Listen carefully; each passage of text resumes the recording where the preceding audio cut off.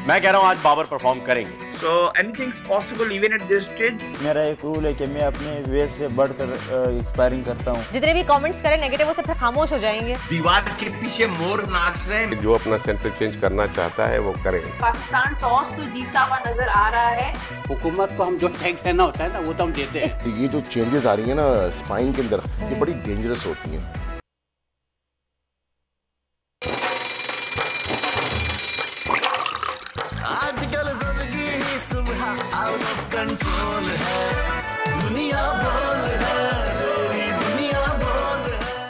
और ये फहीम बॉलिंग कराते हुए शाहीनों को न्यूजीलैंड का पहली बॉल और ये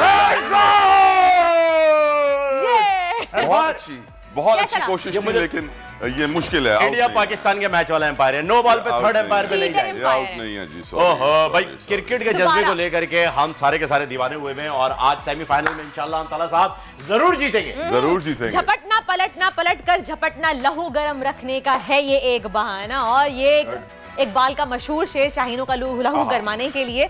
और यकीनन आज तमाम क्रिकेट के शायकीनों का लहू जो है वो गर्म है, बहुत जोशो खरोश में है। जैसे हम सुबह सुबह आज तैयार होके, वैसे तो एक बर्थडे की आज ऑफ था, छुट्टी दी गई थी, लेकिन उसूलन बॉल कहाँ से कहाँ जा रही है। आप ये देखें, क्रिकेट फीवर हमें भी चढ़ गया है, तो हमने कहा सुबह सुबह फहीम हमारे साथ सेट पे मौजूद हैं। ये थैंक यू। आज लोग कंप्लेन करते हैं फहीम के, जब भी वो हमारे प्रोग्राम का प्रोमो देखते हैं तो आप कभी अंडा फोड़ रहे होते हैं, टमाटर काट रहे होते हैं और खीरे के ऊपर जुल्म कर रहे होते हैं, तो फिर आप कभी हमारे शो में आके काम क्यों नहीं करते? खीरे पर जुल्म हमारे पास टॉप ट्रेंडिंग में भी है, उस पर उस वक्त बात करेंगे जब हम ट्रेंड्स पे जाएंगे। फिलहाल आज की बड़ी खबर जो है वो तलहा हमें सुनाने जा रहे हैं, तो बताइए क्या है।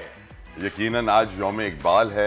अल्लामा इकबाल रहमतुल्लाह अलैह एक बहुत बड़ी हस्तियत के मालिक हैं, और जब उनकी छुट्टी, उनके दिन की मुनासबत से छुट्टी की अनाउंसमेंट हुई तो लोग ये समझे कि शायद सेमीफाइनल के लिए छुट्टी दे दी है, लेकिन फिर मालूम पड़ा कि नहीं जी, अल्लामा इकबाल डे के लिए छुट्टी दी गई है। लोग बड़े खुश हुए कि सुकून से घर पे बैठेंगे और इस छुट्टी को एंजॉय करते हुए मैच भी देखेंगे। लेकिन यकीनन अल्लामा इकबाल रहमतुल्लाह अलैह को भी याद रखना बहुत ज़रूरी है, उनकी तालीमात को, उनकी शायरी को, जो पैगाम उन्होंने दिया है वो पाकिस्तान के मुस्तकबिल के लिए, पाकिस्तान के माजी के लिए, पाकिस्तान के हाल के लिए, तीनों के लिए बहुत ज़रूरी है। इसलिए ज़रूर पढ़ें, क्योंकि लोग अल्लामा इकबाल से थोड़ा दूर हो जाते हैं। अल्लामा इकबाल का एक बड़ा खूबसूरत कोट मैं बताना चाहता हूँ यहाँ पे। अल्लामा इकबाल रहमतुल्लाह अलैह ने फरमाया, उनके एक शेर का मफहूम है कि इंसान लकड़ी की तरह है और मौला हुसैन अलैहिस्सलाम आग हैं, आतिश हैं। जब ये लकड़ी आग में जाती है तो मशल बन जाती है और रास्ता दिखाती है, मंजिल पर पहुंचाती है। तो यकीनन हमें सोचना चाहिए कि हम अपनी एजुकेशन में अल्लामा इकबाल रहमतुल्लाह अलैह कितना पढ़ते हैं, उनकी शायरी को कितना पढ़ते हैं। मेरी ये रिक्वेस्ट होगी कि उनकी तालीमात को सिलेबस में शामिल करना चाहिए। टॉप स्टोरीज पर नजर डालते हैं। जरूरी। यौम इकबाल पर इकबाल के शाहीनों का इम्तिहान, कीवीज को आज डालेंगे लगाम, शायकीन का लहू गरमाएंगे, जीते तो वर्ल्ड T20 के फाइनल में जाएंगे।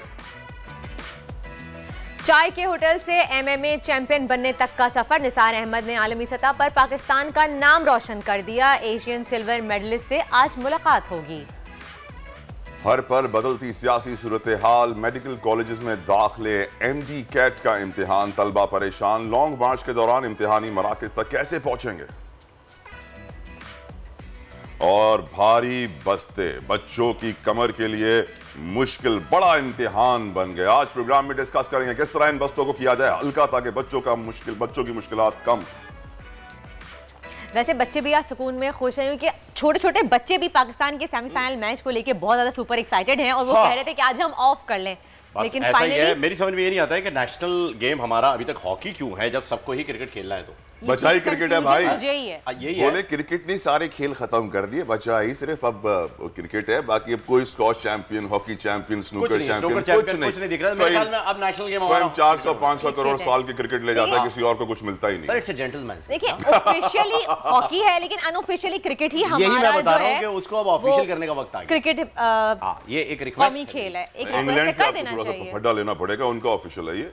तो बोलेंगे यार हमारे नेशनल गेम को आप क्यों नेशनल बना रहे हैं, चीटर, कॉपी कैट। अभी पहले वो आए तो सही फिनाले में, उसके बाद देखा जाएगा ना। इंडिया से मुकाबला करना, उन्होंने फाइनल में पहुंचते नहीं पहुंचते, ये और बात है। फिलहाल हम देखते हैं कीवीज के साथ क्या होने जा रहा है। क्या लगता है आपको कि आज बाबर आजम अपनी परफॉर्मेंस में वापस आ जाएंगे? मुझे सच्ची बताऊं नहीं लगता है, क्योंकि बाबर आजम की जो पोजीशन है, वसीम वकार की भी हम जानते हैं, बयान आ चुके हैं कि Babar should go down, lower the order, 1 down 2 down Babar को जाना चाहिए, लेकिन वो नहीं जा रहे हैं। मीम्स भी चल रही हैं, 1 डाउन नहीं जाऊंगी, बाबर आजम की शक्ल बनी हुई है। यकीनन इससे वाज़ेह हो जाता है कि जितने भी एक्सपर्ट्स हैं वो ये जानते हैं कि हमारी ओपनिंग पार्टनरशिप में लूप होल्स, वीक पॉइंट्स हैं, we need to rectify it, उसको सही करना होगा। लेकिन सैडली टीम मैनेजमेंट की तरफ से वो इकदाम नहीं देखे जा रहे। मेरा रब जो है वो बड़ा मेहरबान हो रहा है, अल्लाह सुब्हानहू व तआला वही पार्टनरशिप है, ये वही ओपनिंग पार्टनरशिप है वर्दा जिसने आपको 10 विकेट से इंडिया के अगेंस्ट जिताया था वर्ल्ड कप में। Once in a blue moon, there is no consistency. 10 wickets against India, यार एक बार तुक्का लग जाता है, बार-बार करके दिखाओ ना यार, कल चाहिए भाई। मैं आप दोनों के झगड़े में मैं इतना जानती हूं कि ठीक है हमारी परफॉर्मेंस बीच में थोड़ी सी खराब रही है, लेकिन एक के बाद एक जिस तरह से हमने हैट्रिक की है जीतने की, और अब हम जिस तरह से सेमीफाइनल में आए हैं, उम्मीद रखी जा सकती है। 92 का वर्ल्ड कप याद आ गया जी, 92 का वर्ल्ड कप वहां हुआ था, वो याद हो रहा है। 92 के वर्ल्ड कप से याद आया, हमारे पास कुछ फैक्ट्स हैं जो आजकल सोशल मीडिया पे बहुत ज्यादा वायरल हुए हुए हैं और कंपेयर किया जा रहा है 92 के वर्ल्ड कप को 2022 के। तो ये देखें, आप देख सकते हैं स्क्रीन पे किस तरह से जो है ये कंपेयर किया जा रहा है। क्या लिखा हुआ है ये पढ़ के सुनाइए जरा। मैं आपको पढ़ के सीरीज की थोड़ी सी जो है मैं कहता हूं कहां से लाओगे दूसरा खान।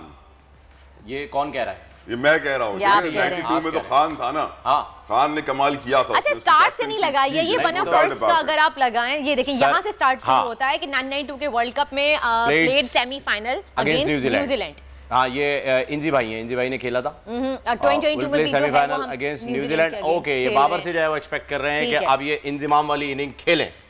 और सर दूसरा खाना अगर नहीं आया और वर्ल्ड कप हम जीत गए, बाबर आजम के अल्लाह मेरे मुंह में खाक चले, आपके बकौल में कह रहा हूँ, अल्लाह करे हम जीते, लेकिन बकौल आपके अगर जीत गए तो क्या वजीर आजम के लिए फिर बाबर आजम को लगाएंगे? ओके जी, 1992 lost first game at the MCG। अच्छा, फिर 1992 में भी जो है वो lost India group first stage में, और फिर 2022 में भी जो है उन्होंने इंडिया से लॉस किया सुपर 12 स्टेज में। तो कंपेयर किया जा रहा है कि सिचुएशन वैसी ही बन रही है जैसे 92 में बनी थी। वर्दा, मैं आपको मजे की बात बताऊं, पिछले वर्ल्ड कप में भी यही सिचुएशन चल रही थी, 92 से ही कंपेयर किया जा रहा था और उससे पहले भी ऐसे ही चल रहा था। हम यूजुअली जो है ना, हमारी टीम बेसिकली वो जो धक्का स्टार्ट नहीं कहते जिसे हमारी टीम धक्का स्टार्ट है। अच्छा, एक्सप्रेशंस भी देखे दोनों के लगाए हुए हैं कि देखिए 2022 में बाबर आजम के एक्सप्रेशंस देखिए और 1992 में ये अनएक्सपेक्टेड मैच जब विन करते हैं ना आप, तो इतनी ज्यादा खुश हो जाते हैं। बाबर आजम भी जो है ये बांग्लादेश के अगेंस्ट विन करने वाला इनका ये क्लिप है जिसमें बहुत ज्यादा खुश हो गए थे। और खास साहब का भी जो है वो, अगर मैं गलत नहीं हूं तो न्यूजीलैंड के अगेंस्ट वाला ही है। और ऐसे ही चल रहा है जी, हिस्ट्री रिपीट्स। बताइए क्या कहेंगे तला साहब आप? मेरे ख्याल में सोहेल साहब जो है हमारे सोहेब अलवी हमारे साथ हैं, स्पोर्ट्स एक्सपर्ट हैं, उनसे ही जाकर एक बात करते हैं और पूछते हैं कि वो क्या कहते हैं मैच के बारे में। जी सोहेब अलवी साहब, अस्सलाम वालेकुम एंड वेलकम टू दुनिया बोल है। सुबह को आज याद किया क्रिकेट पे, कैसे हैं आप? अल्लाह का शुक्र। क्या कहेंगे सोहेब अलवी साहब आज के मैच के बारे में? सॉरी वर्दा, आपको ब्रेक कर रहा हूं मैं, लेकिन मैं सर एक सवाल पूछना चाहूंगा जिससे हमारी बहस थोड़ी सी छिड़ी मेरी और तला साहब की। मैं कह रहा हूं आज बाबर परफॉर्म करेंगे, तला कह रहे हैं नहीं करेंगे, आपका क्या ख्याल है? हेलो अलवी साहब, कैन यू हियर अस? देरी अभी थोड़े से जो है वो टेक्निकल इशू आ रहा है, देख लेते हैं। वैसे 2 दिन से बाबर अकेले प्रैक्टिस कर रहे हैं, आपको ये पता है तला? अकेले बैटिंग प्रैक्टिस कर रहे हैं। हाँ, मैं जब मुझे पहली बार ये खबर सुनाई दी मैं परेशान था, मैंने कहा जानी बॉलिंग कौन करा रहा है? फिर मुझे किसी ने बताया नहीं, वो बैटिंग प्रैक्टिस अकेले कर रहे हैं, बॉलर मौजूद हैं। तो इससे लग रहा है कि इस बार कुछ करेंगे। क्रिकेट अकेले खिलाड़ी का काम ही नहीं है, it's a team work. There is no team, there is no one unit. कम से कम क्रेडिट देना सीखें, हमें बहसीयत कौम पाकिस्तान देना चाहिए। विराट को क्रेडिट मिला है, 3 साल बाद उसने पाकिस्तान को हराया, फॉर्म में वापस आके दुनिया कह रही है विराट विराट विराट विराट, पूरा स्टेडियम चिल्ला रहा है विराट विराट। हमें एटलीस्ट अपने खिलाड़ियों को इतना क्रेडिट तो देना चाहिए जितना हमारा पड़ोसी मुल्क देता है। नहीं दे सकते। सिंगल हैंडेडली विराट ने वो मैच निकाला है। सिंगल हैंडेडली होगा। फाइम आपको देखना होगा कि वहां के खिलाड़ी कितना पैसा कमाते हैं, एडवर्टाइजमेंट से, कमर्शियल से, इंडस्ट्री से, क्रिकेट से, आईपीएल, ये वो। हमारे खिलाड़ी कितनी मुश्किल में आपको मालूम है। खैर सोहेब अलवी साहब से बात करते हैं, फिर उसके बाद आपका और हमारा जो है वो मुनाजरा जारी रहेगा। शेर साहब उनसे ही पूछ लेते हैं ना। सवाल आपने सुना था सर, क्या दोबारा मैं रिपीट करूं? एब्सोल्युटली नहीं, मैं बिल्कुल सुना था। और देखिए बाबर का पिछली इनिंग में उन्होंने अपना हाई स्कोर बनाया इस टूर्नामेंट में 25, जो उन्होंने पहले स्कोर किए थे, कोई 14 रन बनाए थे उन्होंने 4 इनिंग में, उससे तो ज्यादा है।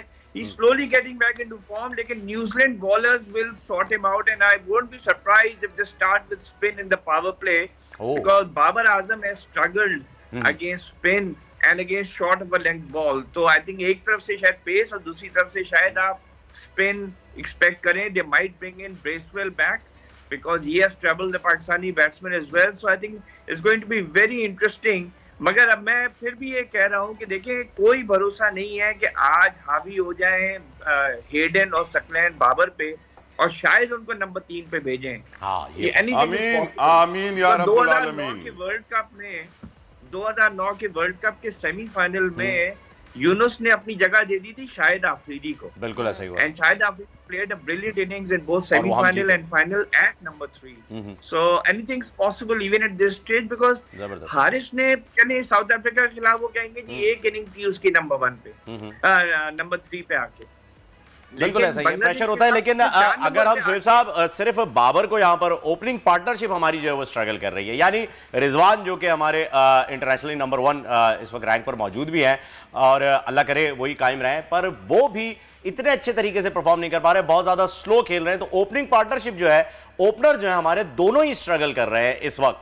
तो आपको क्या लगता है कि आज रिजवान की स्ट्रेटजी चेंज होगी? ये एक्सपेक्टेड था, उसकी वजह ये है स्काई नंबर 1 पे आ चुके हैं जी, अभी पता चला मुझे। वर्ल्ड कप रिजवान जब इस वर्ल्ड कप में आया था तो ही वाज ऑलरेडी, उसकी वीकनेस दुनिया को पता चल गई थी, that is to ball outside the off stump.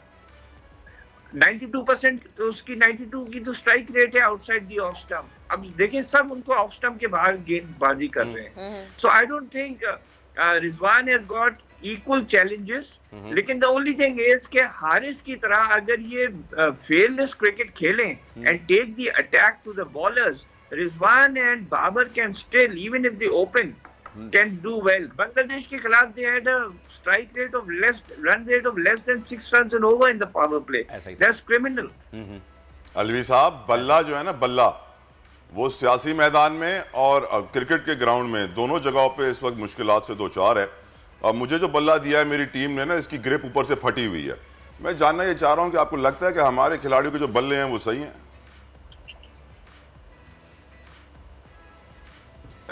देखिए इमरान तो कोई पावर प्ले में 60 रन भी ले जाए। देखें बात ये होती है कि हिम्मत नहीं हारने की, और बात होती है आगे बढ़ के और अगेंस्ट ऑड्स खेलने की। जैसे आज अल्लामा इकबाल की का जो दिन है, उन्हीं का शेर अगर आप सुन ले कि नहीं तेरा नशमन कसरे सुल्तानी के गुंबद पर तू शाही है, बसेरा कर पहाड़ों की चट्टानों पर। तो आप शाहीन जब हैं तो आगे बढ़ के खेले ना, चट्टानों तक जाए। सही। वसीम बाकरी हमारे साथ मौजूद है इस वक्त ऑस्ट्रेलिया से। वो हमें मुसलसल अपडेट कर रहे हैं शुरू से, जब से ये कप का स्टार्ट हुआ है वो हमेशा हमें अपडेट करते हैं। तो वसीम बाकरी से पूछते हैं कि फिलहाल सूरत हाल क्या है। जैसे आपने कहा कि बाबर आजम जो है वो अकेले प्रैक्टिस कर रहे हैं पिछले 2 दिन से, अभी फिलहाल टीम क्या कर रही है? जी वसीम बाकरी, अस्सलाम वालेकुम, क्या अपडेट्स हैं? टीम क्या कर रही है इस वक्त? प्रैक्टिस कर रही है, खाली बाबर आजम ही अकेले प्रैक्टिस कर रहे हैं? नहीं, आज तो टीम पूरी प्रैक्टिस करेगी। आज तो नहीं करेगी, अब तो कल ही किया उन्होंने। Thank you. हाँ, क्योंकि मैच में अब थोड़ी देर रह गई है, तकरीबन 3 साढ़े 3 घंटे का वक्त रह गया है। पाकिस्तानी टीम इस वक्त अपने होटल में मौजूद है और कुछ देर बाद टीम यहाँ पहुंचेगी, क्योंकि सिडनी के लोकल टाइम के मुताबिक ये शाम 7 बजे मैच है। पाकिस्तान में ये मैच दोपहर 1 बजे खेला जाना है। तो पाकिस्तान टीम अब कुछ देर बाद यहाँ पर पहुंचेगी और टीम ने क्योंकि कल ट्रेनिंग सेशन नहीं किया था और सारे प्लेयर्स होटल के अंदर रहे, मैंने देखा है बहुत सारे लोग लिख रहे थे कि जी पाकिस्तान क्रिकेट टीम को ट्रेनिंग सेशन जो है ना उन्होंने रूटीन का कैंसिल किया। ये रूटीन की कैंसिलेशन नहीं थी। न्यूजीलैंड की टीम ने यहाँ आके कल स्टेडियम के विकेट का जायजा भी लिया और पाकिस्तान टीम में सिर्फ बाबर आजम वाहिद एक ऐसे प्लेयर कप्तान थे जो यहाँ एससीजी में पहुंचे। मेरे बिल्कुल बिहाइंड जो है ये एससीजी का ओल्ड स्टैंड है, मेंबर्स पवेलियन, इसके साथ ही नेट्स लगे हुए हैं। यहाँ पर बाबर ने आके कल अकेले में ट्रेनिंग की है। अब क्योंकि बाबर आजम को इस बात की पूरा अदराक है कि 2021 में T20 वर्ल्ड कप के सेमीफाइनल में पाकिस्तानी टीम शिकस्त खा गई। 191 रन करने के बावजूद पाकिस्तानी बॉलर्स उस सेमीफाइनल को नहीं बचा सके। तो आज जो यहाँ पर एससीजी के अंदर सेमीफाइनल खेला जा रहा है, इसकी संजीदगी का आलम यहाँ से लगाई है कि बाबर कल अकेला ऑफ डे टीम ने डिक्लेयर किया। पहले ये शेड्यूल ट्रेनिंग को कैंसिल किया, फिर बाबर यहाँ पर अकेले ट्रेनिंग करने के लिए आए और वो इस वर्ल्ड कप के अंदर कुछ बड़ा स्कोर नहीं कर सके हैं। उन्होंने 22 रन की इनिंग्स खेली एडिलेड में, लेकिन उससे पहले वो 4 मैचेस में 14 रन स्कोर कर चुके हैं। और जैसे ये पाकिस्तान क्रिकेट टीम को अपॉर्चुनिटी मिली साउथ अफ्रीका के हारने से कि हम टूर्नामेंट से बाहर निकली हुई टीम अचानक सेमीफाइनल खेलने के लिए यहाँ पर आ गए हैं। इसी तरीके से बाबर आजम की कप्तानी में पहला सेमीफाइनल वर्ल्ड कप का पाकिस्तान ने लूज किया हुआ है।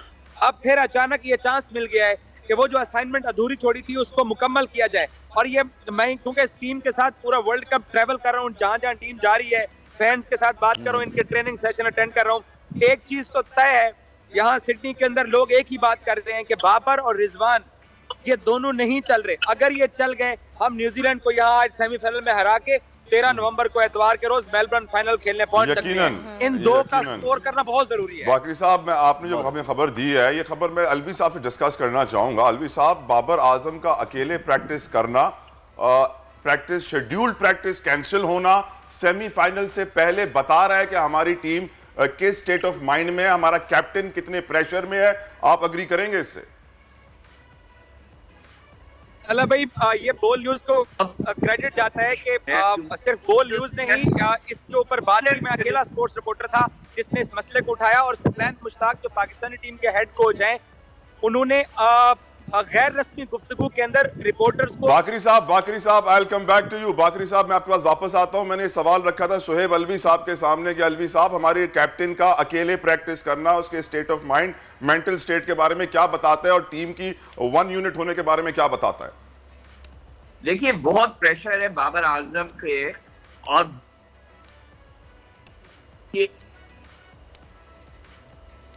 टेक्निकल डिफिकल्टीज हैं, यकीनन नेट कुछ इशू करता है, इंटरनेट के सिग्नल्स अप एंड डाउन होते हैं, लेकिन उन्होंने वाज़ेह कर दिया बहुत प्रेशर है। और यही रीजन है कि वो अकेले प्रैक्टिस कर रहे हैं, क्योंकि मैनेजमेंट के साथ शायद फाइनल से पहले प्रैक्टिस कैंसिल कैसे कर सकते हो यार ऐसे? और अकेले कैप्टन प्रैक्टिस कर रहे हैं, बाकी टीम प्रैक्टिस नहीं कर रही है। मैनेजमेंट फेलियर, हम एक फियास्को मैं इसको कहूंगा, मैं कहूंगा कि ये तो क्या हो रहा है भाई। वो इतने कॉन्फिडेंट हैं कि उनको बोर्ड पता है और कि वो खिलाड़ियों अच्छा के खेल रहे हैं। टकराव हमेशा से रहा है, कैप्टन के साथ बोर्ड की और मैनेजमेंट की अक्सर जो है वो नोकझोंक बनती है, और ये देखने में आया है। किसी बात के ऊपर इख्तिलाफ हुआ होगा यकीनन, और इसी वजह से मैंने कहा कि आज मुझे लगता है कि बाबर अपने बल्ले से बताएंगे क्या। बाकरी साहब हमें बता रहे थे अभी फ़हीम कि हम वाहिद वो चैनल हैं जिसने खबर रिपोर्ट की है, एजाज वसीम बाकरी ने रिपोर्ट किया है वहां ऑस्ट्रेलिया से। एजाज, क्यों इस खबर को दबाने की कोशिश की गई? क्यों कोई और रिपोर्ट नहीं करा? Before we go to Ejaz Waseem Baqri, Alvi साहब प्लीज आप अपनी बात कंप्लीट करें, आपकी आवाज कट गई थी सर।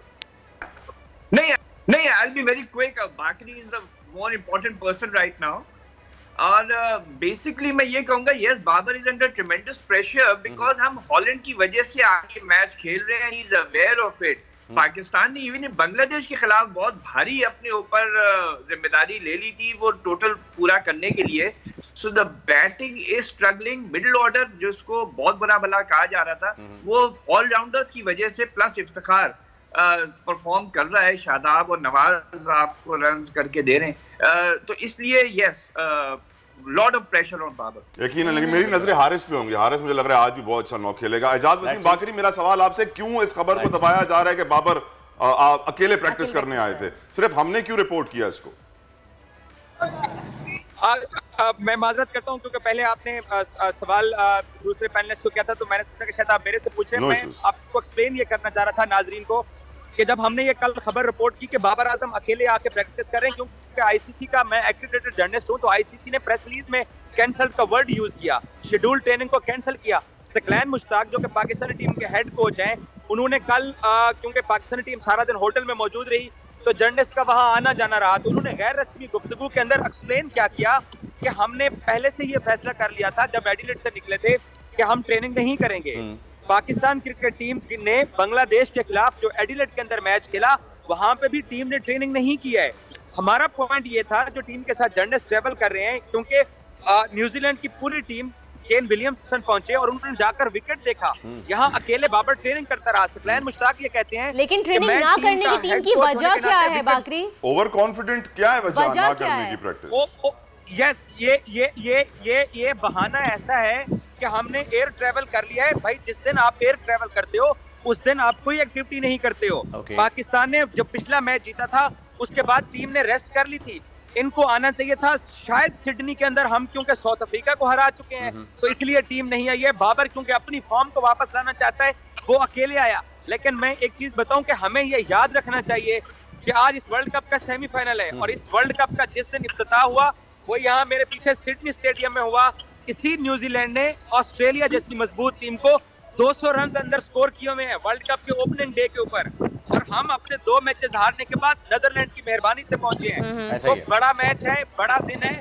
हम सब पाकिस्तानियों को इंक्लूडिंग हमारी टीम ये अपॉर्चुनिटी मिली है कि जो 2021 का सेमीफाइनल वर्ल्ड कप का हमने लूज किया, आज हम उसका यहाँ अजाला करें, और ये टीम अजाला कर सकती है। लेकिन दोनों ओपनर्स को थोड़ा स्टैंड फराहम करना पड़ेगा। बाकी पाकिस्तान की बॉलिंग अटैक यहाँ पे न्यूजीलैंड को बहुत तंग करने वाली है आज, क्योंकि जबकि सिडनी की पिच को कहा भी जाता है कि हाई स्कोर पिच है, वहाँ पे ज्यादा हाई स्कोर बनता है, और हम लोगों का तो स्कोर का जो रेट है हमारे बैटर जो है वो बहुत ही ज्यादा इस वक्त परेशान हुए हैं, लेकिन आई डोंट नो क्या हो सकता है। अच्छा, सुहेल साहब का हम शुक्रिया अदा करेंगे। सुहेल साहब, thank you so very much joining us. हम बाकरी साहब से सवाल पूछते रहेंगे, बाकरी साहब हमारे साथ मौजूद होंगे, लेकिन बड़ी हैरत की बात है कि हमारी टीम ने प्रैक्टिस ही नहीं की सेमीफाइनल से पहले। क्यों? सफर में थक गए थे भाई, बड़े बाप के बेटे हैं। ब्रेक लेते हैं। आजकल जिंदगी ही सुबह आउट ऑफ कंट्रोल है, दुनिया बोल है, मेरी दुनिया बोल है।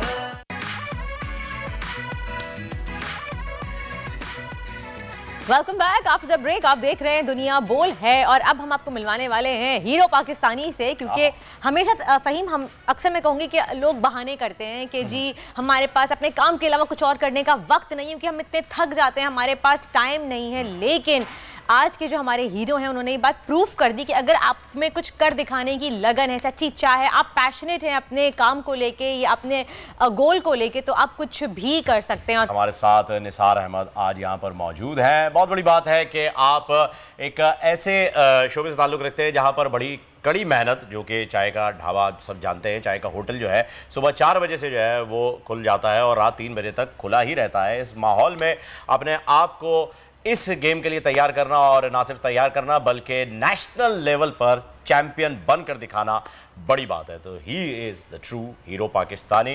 अस्सलाम वालेकुम, welcome to the show. Nisar साहब, कैसे हैं? खैरियत से आप? ठीक ठाक, अल्हम्दुलिल्लाह।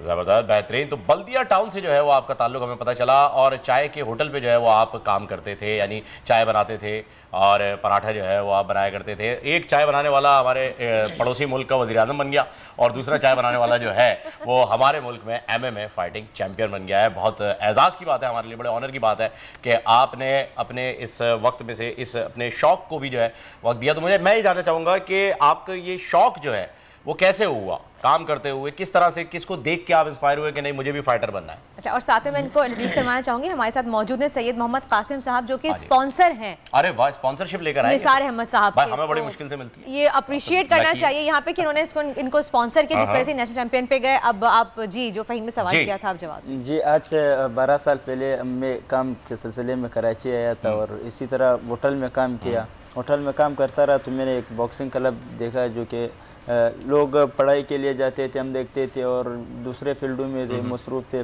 तो मैं सोचा था कि मैं एक बॉक्सिंग क्लब ज्वाइन किया, तो इसमें अल्हम्दुलिल्लाह एक अच्छा प्लेटफॉर्म के ऊपर, जिस तरह डिस्ट्रिक्ट लेवल फाइट खेला और आल सिंध खेला, आल कराची खेला, तो उसमें मैं अल्हम्दुलिल्लाह अच्छा परफॉर्म कर रहा था। तो फिर मैंने सोचा कि इसमें मैं घर वाले का कोई सपोर्ट नहीं था उसमें, कि नहीं करो ये काम, ये अपना काम पे तो ध्यान करो।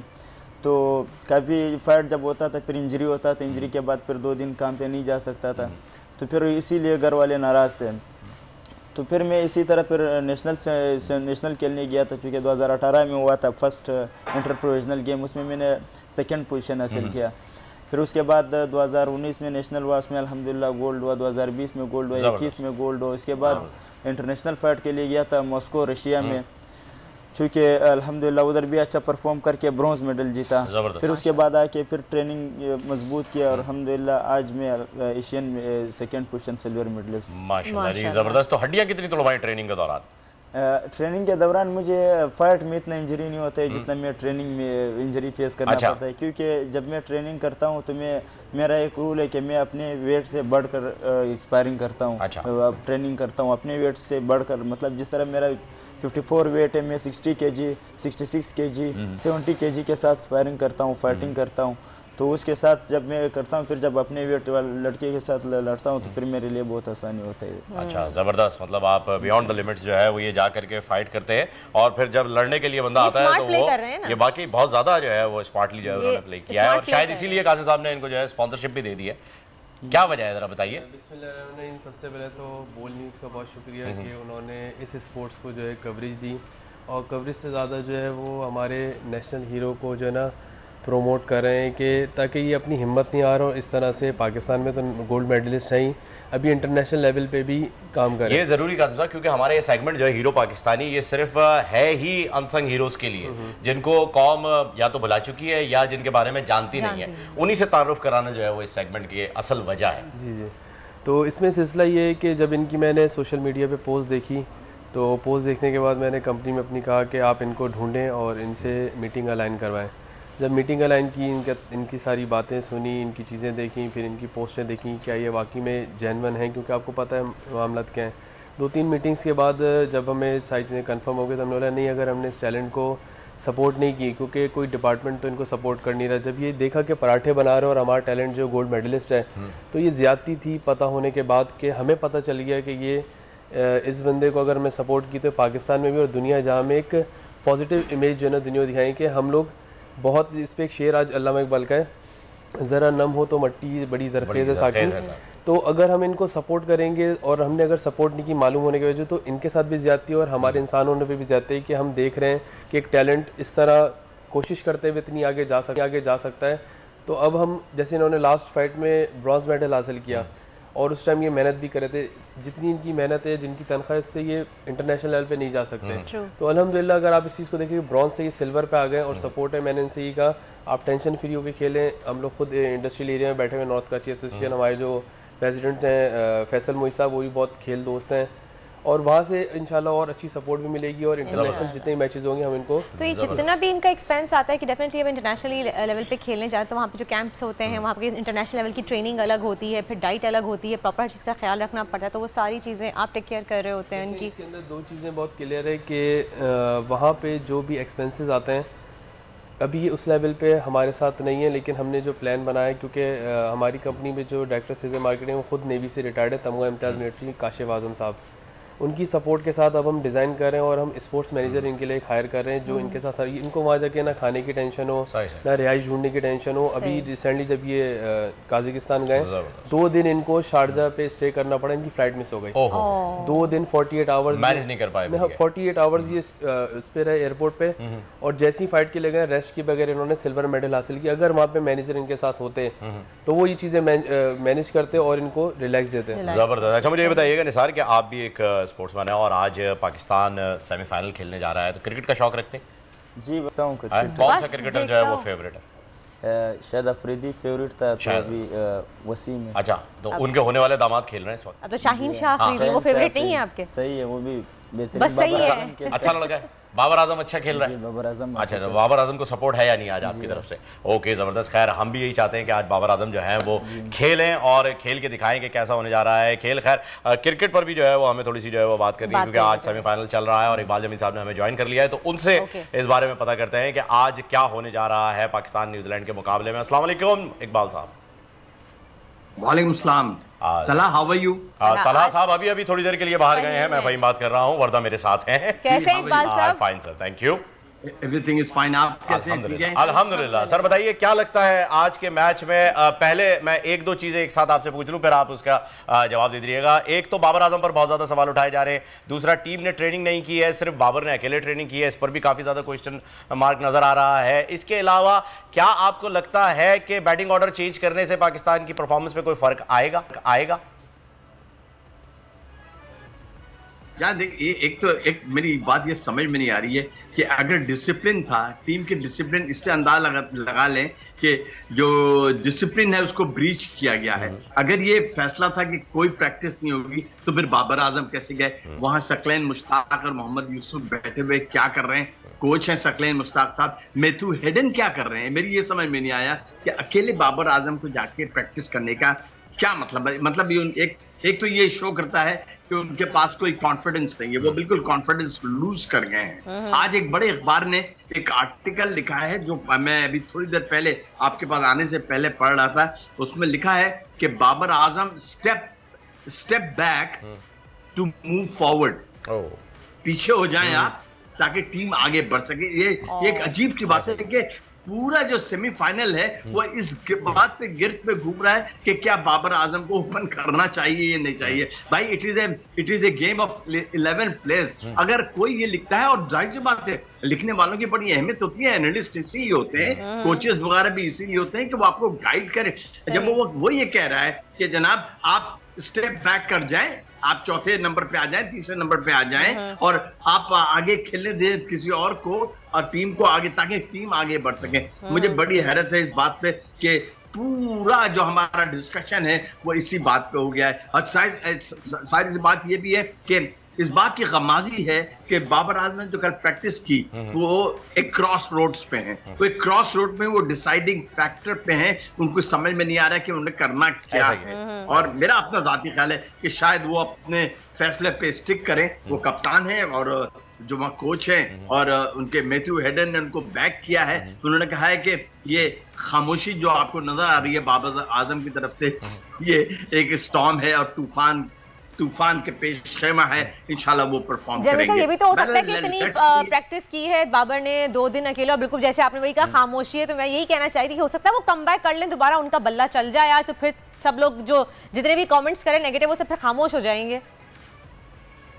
देखिए हो सकता है, नहीं हो सकता है। दीवार के पीछे मोर नाच रहे, मैंने नहीं देखा ना आपने देखा है। क्या होगा, क्या होने को तो बहुत सारी चीज हो सकता है। होने के लिए तो बारिश भी हो जाए, एक बॉल ना की जाए, होने पे बात ना करें, ग्राउंड रियलिटीज पे बात करें। Come on, what's going on the field. क्या ये बात मुझे बताइए, क्या टीम मैनेजमेंट से वो इजाजत लेके प्रैक्टिस करने गए थे? क्या अगर ये पूरा फैसला हुआ था कोई भी जाके कर सकता था, हारिस भी कर सकता था प्रैक्टिस, तो फिर ये मतलब ये एक ब्रीच किया गया। ये मेरा अपना ऐसा ही है सर। जबकि हेड कोच सकलैन मुश्ताक साहब ने ये ब्रीफिंग भी दी है, वहाँ जो जर्नलिस्ट मौजूद थे उन्हें, कि प्रैक्टिस का आज का जो डिसीजन था वो प्लान थी लेकिन कैंसिल कर दी। मैनेजमेंट ने प्रैक्टिस कैंसिल की थी, इसके बावजूद बाबर जो है वो प्रैक्टिस के लिए गए थे। खैर let's come back to the game के ये बताइएगा सर कि कीवीज पर शाहीन भारी है या कीवीज का पलड़ा जो है वो अच्छा खासा इस वक्त आपको नजर आ रहा है, अगर हम मैच की बात करें तो? देखिए मैं तो ये कहूँगा, गुज़िश्ता जो 6 इनकाउंटर्स हुए हैं जिसमें हम मिले हैं पाकिस्तान, 6 मरतबा मिले, पाकिस्तान 4 मरतबा जीता है। सबसे बड़ी बात है कि पाकिस्तान ने राइट मोमेंट पे क्लिक किया। अल्लाह के फजलो करम से उनका मोमेंटम हो गया, राइट मोमेंट पे क्लिक किया। पाकिस्तान ने एक बैट्समैन की कुर्बानी देके 4 फास्ट बॉलर से खेल रहे हैं। खुद उनके जो कप्तान है विलियमसन ने अभी थोड़ी देर पहले एक बयान दिया, उसमें कहा कि पाकिस्तान को हम आसान नहीं लेंगे, इनके पास एक बहुत ही अच्छा स्ट्रॉन्ग पेस अटैक है। वो इस बात को समझते हैं। देखें उनको ये भी तल्ख यादें हैं उनकी कि 1992 में सेमीफाइनल में पाकिस्तान ने उनको हराया था। तो मेरा अपना ज़ाती ख्याल है कि अब तक जितने भी T20 हुए हैं पाकिस्तान और न्यूजीलैंड 5 मरतबा मिले हैं, 5 मरतबा एक दूसरे के साथ मिले हैं सेमीफाइनल में, जिसमें 3 मरतबा पाकिस्तान ने न्यूजीलैंड को सेमीफाइनल में शिकस्त दी। तो स्टैट्स भी आपके साथ हैं, स्टैटिस्टिक्स भी आपके साथ हैं और देखिए किस्मत भी आपके साथ है। बिल्कुल ऐसा। इकबाल साहब बहुत बहुत शुक्रिया। और इस वक्त मेंटल प्रेशर में जो है वो न्यूजीलैंड जरूर खेल रहा होगा। Thank you so much Iqbal साहब। निसार साहब पहले जो है वो मैं एक सवाल आपसे पूछना चाहूंगा, ये बताइए कि अगली फाइट जो आपकी ड्रीम फाइट होगी वो आप खुबैब के साथ लड़ना चाहेंगे या मैग्रॉ के साथ? मेरा जो फेवरेट फाइटर है वो सिंचाई थाईलैंड से वो रखता है, वो बेहतरीन। अच्छा मोथाई। ओके। तो अभी रिसेंटली मेरा वर्ल्ड चैंपियनशिप अभी आ रहा है, मोथाई का इवेंट है मेरा, तो इंशाल्लाह ऐसा परफॉर्म करूंगा कि जो पाकिस्तान के जिस तरह सिल्वर में ब्रॉन्ज था, सिल्वर में इंशाल्लाह इस टाइम गोल्ड के लिए ट्रेनिंग कर रहा हूँ और अल्हम्दुलिल्लाह उम्मीद है कि इस बार गोल्ड लाऊं पाकिस्तान का इंशाल्लाह। Wish you all the best. हमारी पूरी कौम की दुआएं आपके साथ हैं। आखिर में जाते हैं आप दोनों से पूछना चाहूंगी, आपको क्या लग रहा है आज मैच का क्या होगा? कीवीज भारी होंगे या फिर पाकिस्तानी टीम शाहीन? पाकिस्तान जीतेगा इंशाल्लाह जी, पाकिस्तान जिंदाबाद। Thank you so much sir. अगर आप जीत गए ये मोथाई वाली तो हम सारी की सारी टीम आपके होटल पे आके चाय पिएगी आपके हाथ में, ठीक है जी? ये डील हो गई है हमारी। इसी के साथ ही एक ब्रेक की जाने बढ़ते हैं, ब्रेक का वक्त हुआ है, मिलते हैं आपसे एक ब्रेक के बाद। आजकल जिंदगी ही सुबह आउट ऑफ कंट्रोल है, दुनिया बोल है, दुनिया बोल है।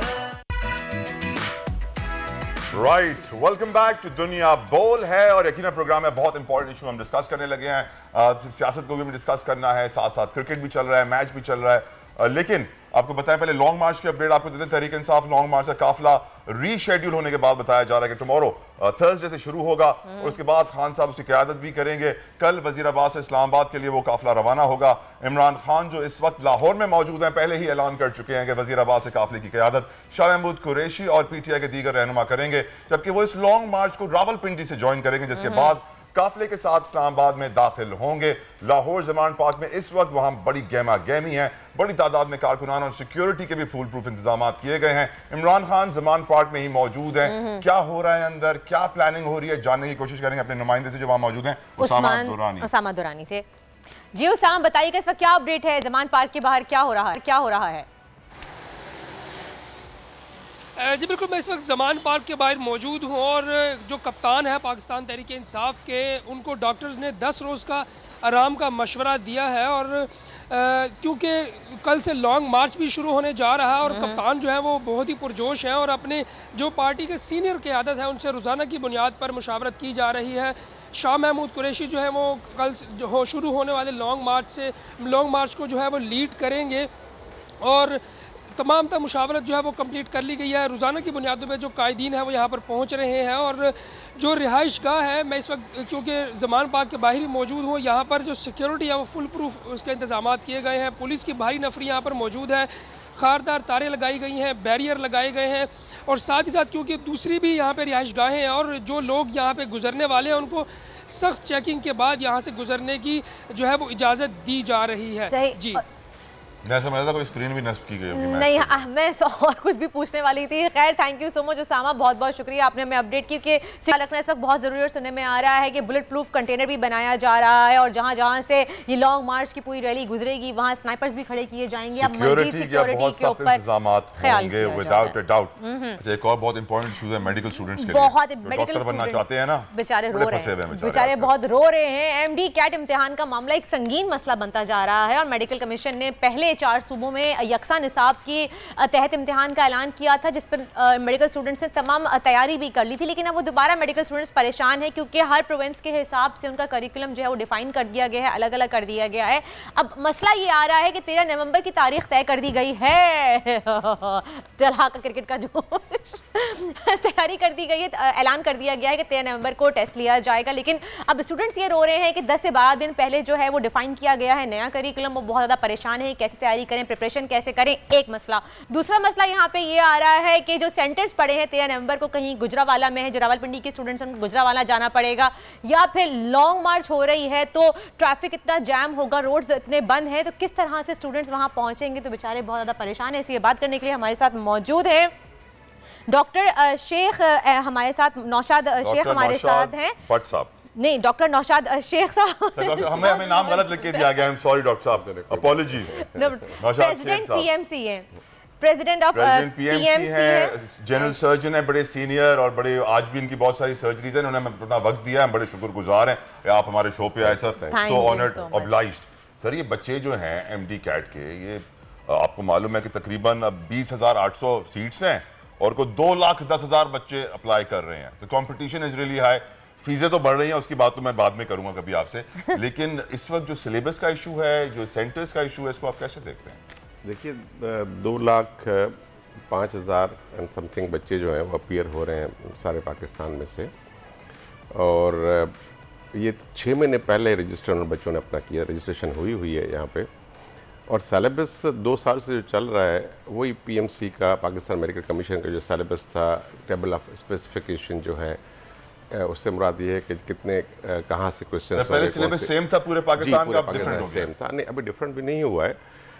हमने सिर्फ क्या किया है कि पहले एग्ज़ाम सिर्फ PMC एक जगह से लेती थी सारे पाकिस्तान, 2,10,000 बच्चों के फर्ज करें, तो वो it was very difficult to control, and उसकी वजह से बहुत सारे केसेस भी हुए कि जनाब कहीं पे कैसे हो रहा है एग्ज़ाम, कहीं कैसे, बिकॉज एक जगह से फोकस करना बड़ा डिफ़िकल्ट था। तो जब मैं आया तो मैंने उनको डिसेंट्रलाइज कर दिया। डिसेंट्रलाइज से मुराद ये है कि हर प्रोविंस के पब्लिक सेक्टर मेडिकल यूनिवर्सिटी की रिस्पॉन्सिबिलिटी दी कि आप लेंगे। लाइक सिंध में डाउ मेडिकल यूनिवर्सिटी को हमने कहा कि आप एग्ज़ाम लें, और we trust more on our own vice chancellors then the any testing agency. और पंजाब में UHS को हमने रिस्पॉन्सिबिलिटी दी है। पहले ये पंजाब वाले लड़के वो लेट से कराची में अगर हो रहे थे डाउ में, तो वो पंजाब वाले कराची आते थे? नहीं, ऐसा नहीं था, उनके डिफरेंट सेंटर्स थे और इस्लामाबाद में ज़्यादा थे, पिंडी में ज़्यादा थे और दूसरी जगह पे कम थे। तो अब हमने उसको डिवाइड कर दिया, सेंटर वही सेंटर अपनी जगह पे रहेंगे, लेकिन एग्ज़ाम की जो है हमने डिसेंट्रलाइज कर दिया। कराची में अलग एग्ज़ाम यूनिवर्सिटी लेगी, पंजाब में अलग लेगी, बलूचिस्तान में बलूचिस्तान यूनिवर्सिटी, हाँ KPK में खैबर मेडिकल यूनिवर्सिटी लेगी। कराची होगा सर? नहीं, कराची से मुराद ये कि एग्ज़ाम यूनिवर्सिटी लेगी लेकिन सेंटर 4 वही होंगे। कराची में होगा, हैदराबाद में सेंटर है, एक नवाबशाह में सेंटर है और एक खैरपुर में सेंटर है। पंजाब में कहाँ? पंजाब में 8 सेंटर्स हैं इस तरह से, हर जगह पे। मुल्तान में अलग, गुजरांवाला में अलग है, लाहौर में सबसे, क्योंकि पंजाब के बच्चे जो हैं सबसे ज़्यादा हैं। आपको बताऊँ 83,000 बच्चे पंजाब में अपीयर हो रहे हैं। लेकिन डॉक्टर साहब मसला तो यही आ रहा है कि जो बच्चे पंजाब में हैं वो कैसे अपने सेंटर्स तक पहुंचेंगे? लॉन्ग मार्च की वजह से पिंडी से गुजरांवाले बच्चों ने अपने जहाँ पे रहते हैं उस लिहाज से अपना सेंटर चूज़ किया है। और नियरेस्ट जैसे था, फर्ज करें जो गुजरांवाले के करीब था उन्होंने वहाँ लिया, जो बहालपुर के करीब था उन्होंने बहालपुर में ले लिया, तेरा गाजी खान का जिसका जो करीब रह रहे थे। लेकिन उसके बावजूद भी डॉक्टर साहब लॉन्ग मार्च आ गया है ना, बीच में धरना भी हुआ, लॉन्ग मार्च में सड़कें बंद हैं। अगर मैं एग्जाम, मुझे देखें पहले ही हमारा फ्लड की वजह से एग्जाम लेट हो गया, सही 2 महीने एग्जाम लेट हो गया, अभी पूरा सेशन लेट होता जा रहा था, तो मुझे मजबूरन 13 नवंबर को करना पड़ा। इसके बावजूद कि मुझे बहुत परेशान था कि इसको पोस्टपोन कर, मैं पोस्टपोन कर रहा हूँ तो पूरा सिस्टम ऑफ हो रहा है हमारा, तो इसलिए मैंने 13 नवंबर को किया है। अल्लाह करेगा ये सब खैरियत से हो जाएगा एग्ज़ाम। और फिर हमने 1 हफ्ते के लिए पोर्टल खोला था कि जो अपना सेंटर चेंज करना चाहता है वो करें। तकरीबन 4,000 बच्चों ने, 4,500 बच्चों ने सेंटर अपना चेंज किया है। तो रावलपिंडी में सेंटर नहीं है कोई भी? जी है, बिल्कुल। जो अब देखें ना, तो फिर रावलपिंडी के बच्चे गुजरांवाला जाने की कंप्लेंट्स क्यों कर रहे हैं? गुजरांवाला अपने आप को गलत इनरोल कर लिया होगा, अब दोबारा सेट किया उन्होंने, 4,000 बच्चे चेंज हुए। हम तो चाह रहे हैं कि बच्चों को फैसिलिटेट करें, क्योंकि एक बच्चा इन्वॉल्व होता है तो उसकी पूरी फैमिली इन्वॉल्व होती है। ऑफ कोर्स, और वो मेडिकल की पढ़ाई, सालों का मेहनत होती है। आई डोंट नो कि मुझे समझ नहीं आता कि देखें अब 2,05,000 या 10,000 बच्चों में से सिर्फ हम 20,800 एडमिशन दे सकेंगे, 10% भी नहीं है जो, और 90% जो बच्चे हैं, 90% बच्चों को कुछ और चूज़ करना पड़ेगा अपनी फील्ड। तो मैं पेरेंट्स से भी ये रिक्वेस्ट करूँगा और बच्चों से भी कि आप डिसहार्ट ना हो और यू कीप ट्राइंग। अल्लाह की तरफ से अगर बेहतरी होगी तो आपकी एडमिशन हो जाएगी। बिल्कुल इंशाअल्लाह। और डॉक्टर साहब, हमने ये कोविड में बहुत ज़्यादा सीखा है कि online examination system, online test appearance, इतनी मुल्क में जो है वो अनसर्टेनिटी चल रही है, लॉन्ग मार्च चल रही है, रैलियाँ हैं, धरने हो रहे हैं, तो हम ऑनलाइन टेस्ट की तरफ क्यों नहीं जाते? हम ऑनलाइन डॉक्टर नहीं बना सकते, फिर सर्जरी भी आप ऑनलाइन कराएंगी। टेस्ट के लिए खाली बात है, टेस्ट अपीयर करने के लिए आप ऑनलाइन क्यों नहीं ले सकते? इम्तिहान लास्ट टाइम कुछ ऑनलाइन हुए थे जब कोविड था, तो उसमें बहुत ज़्यादा प्रॉब्लम्स क्रिएट हुए थे और बहुत ज़्यादा केसेस हुए थे। लोग, बच्चों ने कमर से ज़्यादती हुई, किसी कम मार्क्स आई, किसी ज़्यादा आई, तो PMC के ऊपर मतलब हंड्रेड्स में केसेस हुए, बच्चों ने किए कोर्ट में। Doctor Sheikh, becoming a doctor, the cost of becoming a doctor Pakistan में मुसलसल महंगी होती जा रही है।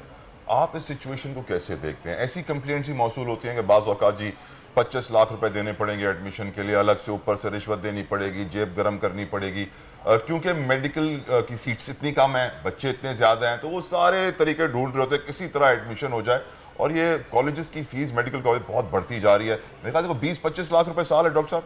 नहीं, इट वाज 9 लाख रुपीज़ से 9 से 12 लाख तक था। ठीक। और हम भी कोशिश यही करें कि 12 लाख तक सालाना हो। लेकिन आपकी बात ये सही है, हमें कुछ कंप्लेंट्स मिली हैं कि बच्चों को डोनेशन के नाम पे पैसे लेते हैं तो उनको एडमिशन मिल जाता है। लेकिन हमने ऐसा किया है इस दफ़ा कि उनको इंस्ट्रक्शन क्लियर दिए हैं कि 100% मेरिट पे होगा और प्रोविंशियल वाइज, लाइक अगर बच्चा कोई पंजाब का है तो फर्स्ट प्रेफरेंस पंजाब के डोमिसाइल को मिलेगा और वो लोग एडमिट हो जाएंगे। उसके बाद अगर किसी के पास सीट्स बचती हैं तो वो किसी और प्रोविंस को दे सकते हैं।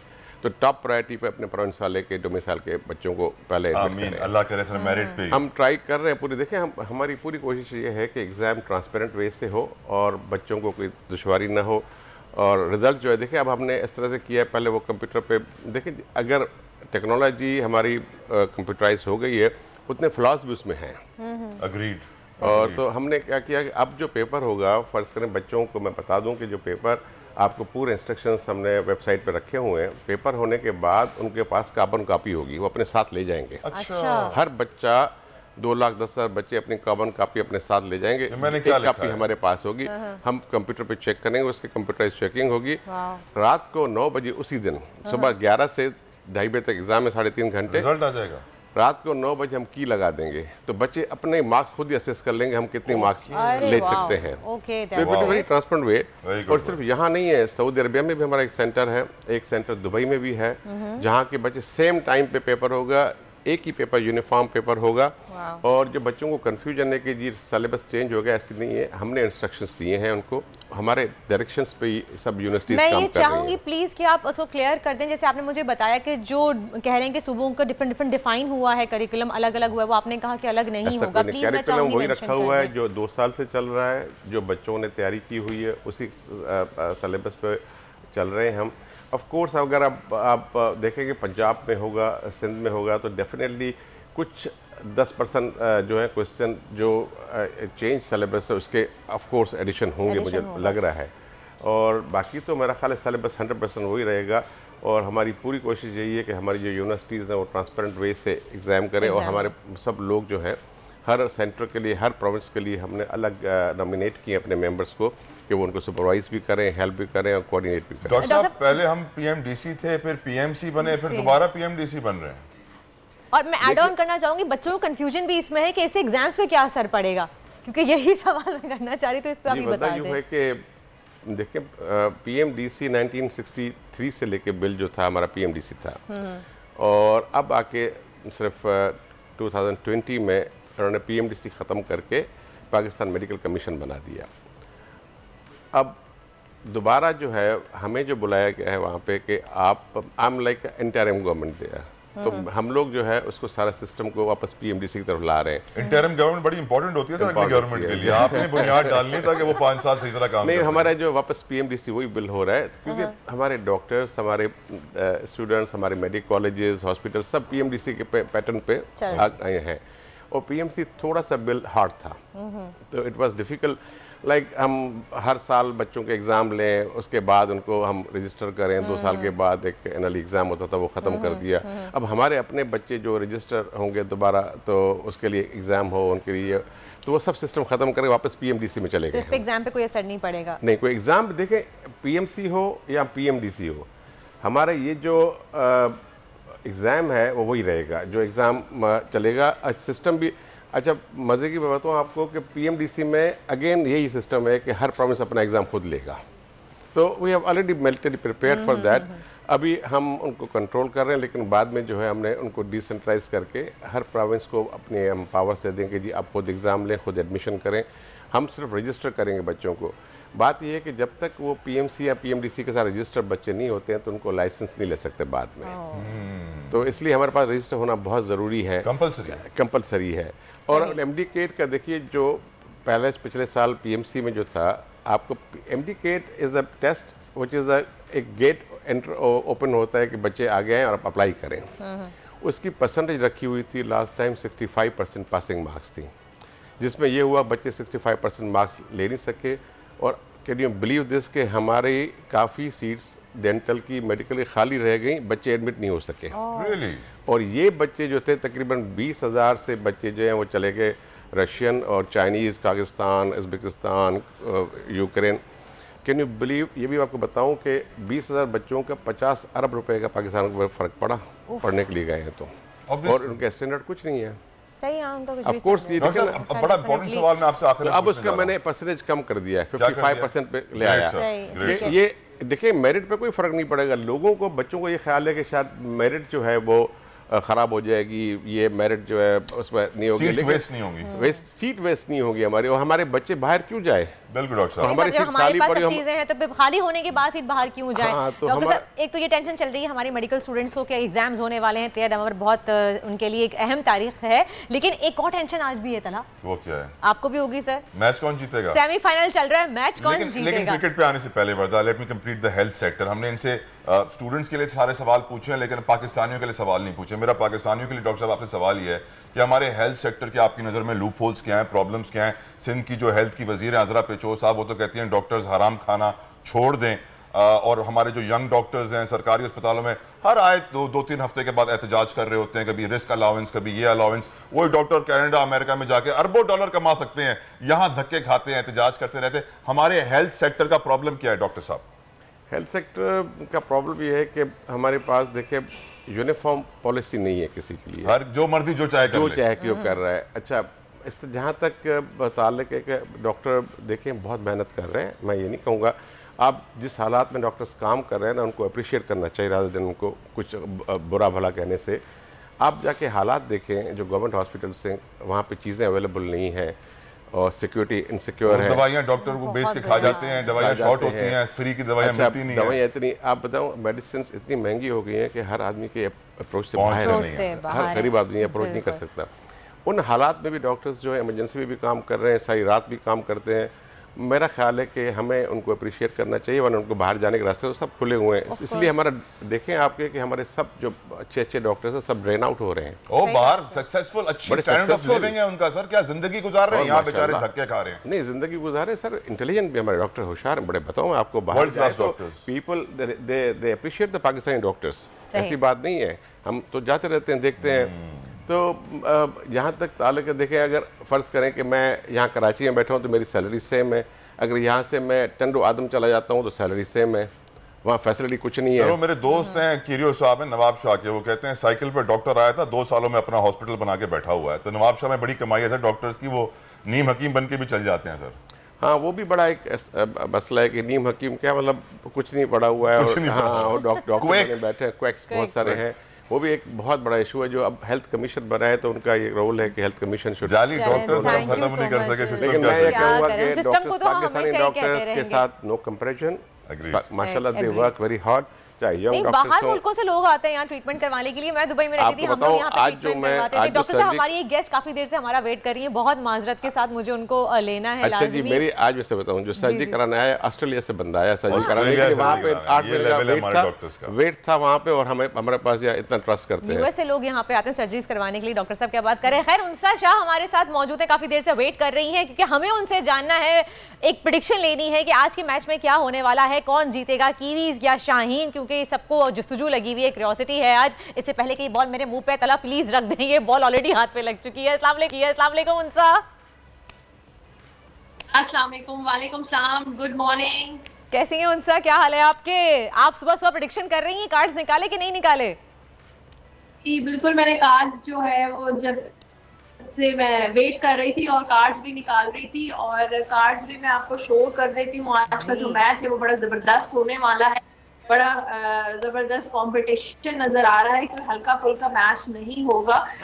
देखिए यहाँ पर जो कार्ड्स आए दिखा देती हूँ, ये पाकिस्तान के लिए कार्ड है, नाइट ऑफ सोर्स का कार्ड है, और ये कार्ड कहता है कि पाकिस्तान को आज बहुत टफ कंपटीशन का सामना करना पड़ेगा। जहाँ तक टॉस आते हैं तो किंग ऑफ सोर्स का कार्ड है, तो पाकिस्तान टॉस तो जीतता हुआ नजर आ रहा है, लेकिन परफॉर्मेंस वाइज बहुत मुश्किलात, बहुत टफ कंपटीशन, उनको बहुत खूब मेहनत की जरूरत है बहुत ज्यादा, क्योंकि मुझे लग रहा है कि साउथ अफ्रीका जो है वो पाकिस्तान को बहुत टफ टाइम देने वाला है। 8 ऑफ बॉन्ड्स का कार्ड है ये साउथ अफ्रीका का, ये बहुत ज्यादा एक पैशनेट और बहुत जज्बाती हुए हैं। साउथ अफ्रीका से नहीं है जी, न्यूजीलैंड के साथ है मैच, साउथ अफ्रीका के साथ नहीं है। सेमीफाइनल, सॉरी, न्यूजीलैंड के साथ 8 ऑफ बॉन्ड्स का कार्ड है, और न्यूजीलैंड का जो है बड़ा जबरदस्त मुझे परफॉर्मेंस नजर आ रही है, बहुत अच्छा स्कोर नजर आ रहा है न्यूजीलैंड का। तो पाकिस्तान को जो है वो भरपूर प्रिपरेशन करनी चाहिए, क्योंकि मुझे लगता है कि काफी चांसेस हैं कि न्यूजीलैंड की जीत नजर आ रही है, कि पाकिस्तान को बहुत टफ टाइम नजर आ रहा है। अच्छा उनसा, यानी कि आपको लग रहा है कि आपके कार्ड्स में न्यूजीलैंड की जीत आपको नजर आ रही है। बाबर आजम का बल्ला चलेगा कि नहीं चलेगा, ये बताएं। फहीम की और तला की सुबह से बहस छिड़ी हुई है। बाबर आजम के लिए जो मैंने कार्ड निकाला है 4 ऑफ कप्स का कार्ड है, वो मुझे कोई इतना अच्छा स्कोर करते हुए नजर नहीं आ रहे बाबर आजम। कोशिश करेंगे, लेकिन मुझे लगता है कोई ज्यादा बड़ा बाबर आजम का नजर नहीं आ रहा। उसके मोहम्मद रिजवान का फिर भी क्वीन ऑफ वॉन्ड्स का कार्ड है, मुझे लगता है मोहम्मद रिजवान अच्छा स्कोर करते हुए नजर आ रहे हैं, लेकिन बाबर आजम का स्कोर इतना अच्छा नजर नहीं आ रहा है, इतनी अच्छी परफॉर्मेंस नजर नहीं आ रही। हालांकि टॉस का जो मैंने कार्ड निकाला पाकिस्तान टॉस विन करता हुआ नजर आ रहा है, लेकिन मैच जो है वो न्यूजीलैंड की ही जीत नजर आ रही है। नेट प्रैक्टिस नहीं होगी और मैच से पहले आराम ही आराम होगा तो यकीनन मुश्किल होगा जीतना। Unsa I would agree with you somewhat. Thank you so very much Unsa for time. यकीनन बड़ी बात की उनसा। हम डॉक्टर साहब के बहुत शुक्र अदा करेंगे। डॉक्टर साहब thank you so very much for giving us your time. आज भी आपकी बड़ी सर्जरीज है, फिर भी हमारे शो पे आए। शो में एक ब्रेक का वक्त हुआ चाहता है, ब्रेक के बाद होगा बहुत कुछ। वर्दा फिलहाल तो अफसोस हो रहा है और दुआएं मांगने का दिल चाहे बैठ जाए। ब्रेक लेके फिर मिलते हैं आपसे। अब तक क्या हो बॉल आपके मुंह पे नहीं लगेगी। आजकल जिंदगी ही सुबह आउट ऑफ कंट्रोल है, दुनिया बोल है, दुनिया बोल है। वेलकम बैक टू दुनिया बोल है। गर्मी भाग गई है, ठंड आ गई। आप समझ रहे हो कि मैं स्प्राइट की बात कर रहा हूँ, गर्मी भगाओ ठंड रख, लेकिन एक्चुअली नहीं, मौसम की बात कर रहा हूँ। मौसम की ताज़ा सूरत हाल आपको बताएं कि आज नवंबर की 9 तारीख है। दोपहर के वक्त लाहौर और इस्लामाबाद में तेज बारिश का इम्कान है। कोयटा, ज़ियारत, चमन, मूसा खेल, किला सैफुल्ला और किला अब्दुल्ला में गरज चमक और तेज हवाओं के साथ बारिश का इम्कान है। और आप याद रखिए कि बलूचिस्तान में जब बारिश होती है उसका स्ट्रेट इंपैक्ट कराची में आता है। बलूचिस्तान में सर्दी की शिद्दत में इजाफा वाज़ेह नजर आएगा। आज कश्मीर और गिलगित में भी तेज हवाओं और गरज चमक के साथ बारिश और पहाड़ों पर बर्फबारी का इम्कान मौजूद है। कराची की बात करें तो कराची में मतला जुज़वी अबर आलूद रहेगा। ज्यादा से ज्यादा दर्जा हरारत 31 डिग्री सेंटीग्रेड, कम से कम 21 डिग्री सेंटीग्रेड। तो मौसम रात को बड़ा ठंडा हो गया है, बड़ा खुशगवार हो गया है। चाय ढाबे रश देख रहे हैं इस वक्त। आज लाहौर में ज्यादा से ज्यादा दर्जा हरारत 23 डिग्री सेंटीग्रेड, कम से कम 16 डिग्री सेंटीग्रेड रहने का इम्कान जाहिर किया जा रहा है। इस्लामाबाद की बात करें तो इस्लामाबाद में ज्यादा से ज्यादा 23 डिग्रीज और कम से कम 13 डिग्री सेंटीग्रेड रिकॉर्ड किया जाएगा। वहां लकड़ी की डिमांड में इजाफा हो गया है, गैस की शॉर्टेज क्रिएट हो गई है, लोग रात को आग जला रहे हैं अपने आप को गर्म रखने के लिए। कोयटा में भी ज्यादा से ज्यादा दर्जा हरारत 18, ज्यादा से ज्यादा 18 है, कम से कम 5 डिग्री सेंटीग्रेड रहने का इम्कान है। कोयटा में 5 होगा तो कराची में भी हम एक्सपेक्ट कर रहे हैं कि 15, 16, 17 के करीब मिनिमम टेम्परेचर आ जाएगा। पेशावर में ज्यादा से ज्यादा दर्जा हरारत 21 और कम से कम दर्जा हरारत 13 रहने का इम्कान है। जी हां, आप देख रहे हैं कि गर्मी भाग चुकी है और ठंड हर जगह आ चुकी है। ये थी मौसम की सूरत हाल। Thank you so much Talha. आपकी खुशी देख के हमें अंदाजा हो गया कि सर्दियां आ गई हैं। सर्दियों के आने की सबसे ज्यादा खुशी तलहा को ही लग रहा है। मुझे ऐसा लग रहा है वाकई, क्योंकि वो कैमोफ्लेज भी हो गए थे आज, लेकिन उसके बावजूद भी उन्होंने सर्दियों का जो है वो बहुत ही खूब एंजॉय कर रहे हैं। बेसिकली पता है कराची के साथ मसला क्या है? कराची का मसला ये है कि हमारी जो जैकेट्स हैं वो बर्बाद हो चली हैं और हम उन्हें इस्तेमाल नहीं कर पाते। लेदर जैकेट का तो बहुत बुरा हाल और होता इसी है। तरीके से बहुत सारी चीज़ें बर्बाद हो रही हैं कराची में, जिसमें 2 बड़ी अहम मौजू हैं जिन पर आज हम बात करेंगे। वर्दा, और आप एक हाउस वाइफ के तौर पर भी अगर आप देखें तो आप भी इस बहरान से गुजर रही होंगी। गैस लोड शेडिंग जो है, सर्दियां अभी आ ही रही हैं, पूरी तरीके से आई भी नहीं, लेकिन गैस की लोड शेडिंग जो है वो शुरू हो चुकी है। गैस बहरान जो है वो आ चुका है, ना सिर्फ इंडस्ट्रीज में बल्कि घरों में भी जो है ये प्रॉब्लम जो है वो आप फेस कर रहे हैं। अजाब हो गया है फ़हीम, क्योंकि अगर सुबह के टाइम पे अगर आप ब्रेकफास्ट या खाली हार्ड बॉयल एग बनाना चाहें तो आपको आधा घंटा लगता है। आप स्टोव जला के छोड़ें तो कहीं ना कहीं वो आराम से आधे पौने घंटे में जो है अंडा बॉईल हो जाएगा। अच्छा, ये हर साल का मसला है, हर साल गैस की लोड शेडिंग होती है सर्दियों में। अब इसको हुकूमत की नाअहली कहें या क्या कहें कि इस पर काम क्यों नहीं होता है। हम घरों की बात करें, लेकिन आप देखें इससे हमारी इंडस्ट्रीज कितनी तबाह हो रही हैं गैस की लोड शेडिंग की वजह से। कराची, लाहौर, इस्लामाबाद समेत कई शहरों में, रिहायशी इलाकों में भी गैस गायब हो चुकी है। और अब यही हम ये शहरों की बात कर रहे हैं फ़हीम, आप सोचें छोटे इलाकों का क्या हाल होगा। हर जगह पर जो है वो बर्बादी आ चुकी है। और अगर हम इन्हीं चीज़ों की बात करें तो एक और मसला जो है वो हमारे स्कूल के बच्चों का बड़ा मसला है। और बड़े हैवी बैग्स उठाने की वजह से उनकी बैकबोन में जो है वो प्रॉब्लम शुरू हो गई है। तो ये 2 अहम मौजू हैं नाज़रीन, जिन्हें हम वेरी क्विकली आपके साथ जो है वो डिस्कस करने वाले हैं, जिस पर बात करने के लिए हमारे साथ 2 मायना शख्सियात भी मौजूद हैं। वर्दा उनका तारुफ करवाएंगे अभी। सबसे पहले हमारे साथ मौजूद हैं इंडस्ट्रियलिस्ट हैं सैयद शबील हुसैन हसन रिजवी साहब। अस्सलाम वालेकुम एंड वेलकम टू दुनिया बोले। उसके हमारे साथ डॉक्टर साहब मौजूद हैं, बहुत ही फेमस ऑर्थोपेडिक्स हैं, डॉक्टर सैयद इमरान अली शाह, कंसल्टेंट हैं और ऑर्थोपेडिक सर्जन भी हैं। Welcome to our show doctor साहब, थैंक यू सो मच, आपने हमें अपना कीमती वक्त दिया। आपकी कंसल्टेशंस होती हैं, क्लिनिक होती हैं, उसके बाद भी आप आए, बहुत बहुत शुक्रिया। सबसे पहले शुरू करेंगे यहाँ इंडस्ट्री की तरफ से कि कितना बहरान फेस करना पड़ा है इंडस्ट्रीज को गैस की लोड शेडिंग की वजह से, और 3 से 4 टाइम तो गैस की लोड शेडिंग हो ही रही होगी। देखिए, सबसे पहले तो हम ये देखेंगे कि हमारी जो हुकूमत है वो उसको जब सर्दी का वक्त आता है, नवंबर का वक्त, सोचती है गैस पूरे साल वो चुप खामोश रहेंगे, कुछ भी नहीं बोलेंगे पूरे साल। अब नवंबर का महीना आएगा, सर्दी का आएगा तो फिर गैस का बुरान बढ़ जाता है। और गैस का बुरान सिर्फ सनती में नहीं, घरेलू सार्फिन के लिए बहुत मुश्किलात होती है। जब बच्चों का स्कूल का टाइम होता है गैस चली जाती है, जब बच्चों का आने का टाइम हो, जब खाने का वक्त होता है गैस चली जाती है, जब बच्चों का रात का टाइम जो है खाने का वक्त होता है गैस चली जाती है, बच्चे जल्दी सोएंगे सुबह जल्दी उठेंगे, ठीक है ना। अब सनती बुरान में सबसे पहले क्या होता है, जब गैस ही नहीं होगी तो कपड़ा कैसे बनेगा, सही है ना। अब इसी तरीके से बहुत सी जगह हैं, जैसे मुख्तलिफ दूध को देख लीजिए, सही है ना, आइसक्रीम की फैक्ट्री को देख लीजिए, मुख्तलिफ फैक्ट्रियाँ ऐसी हैं जहाँ दूध को बॉयल किया जाता है, ठीक है। अब प्रोडक्ट ही नहीं बनेगी तो फिर हम कैसे आगे तरक्की करेंगे। डेयरी इंडस्ट्री जितनी भी है वो सारी सब सफर कर इंडस्ट्री रही है, बिल्कुल अभी जीरो जा रही है। और हमारी भी बर्बाद हो चुका है हमारा, बिल्कुल टेक्सटाइल बिल्कुल जीरो पे जा रहा है, सही है ना। और बाद में कहते हैं कि हम जो है नीचे हैं।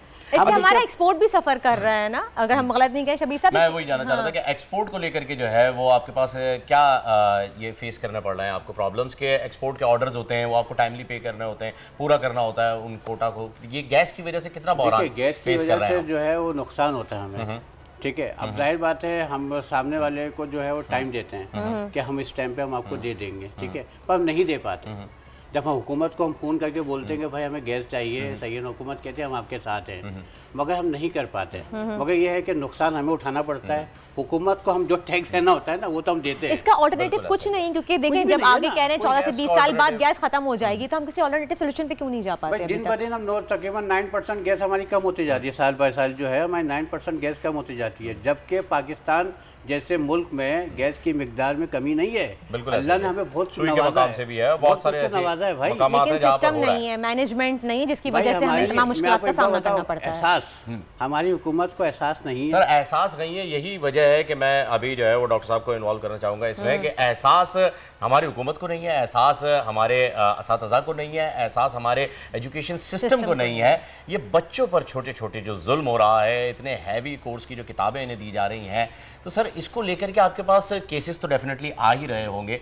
उस पर मैं जानना चाहूँगा कि क्या प्रॉब्लम बच्चे फेस कर रहे हैं, उनके पोस्चर में प्रॉब्लम आ रही है, बैकबोन में इशू आ रहा है, तो उसे किस तरीके से आप फेस कर रहे हैं। देखिए हर घर में बच्चे होते हैं, हमारे सबके घर में सबके बच्चे हैं। आज अल्लामा इकबाल डे ऑफ है।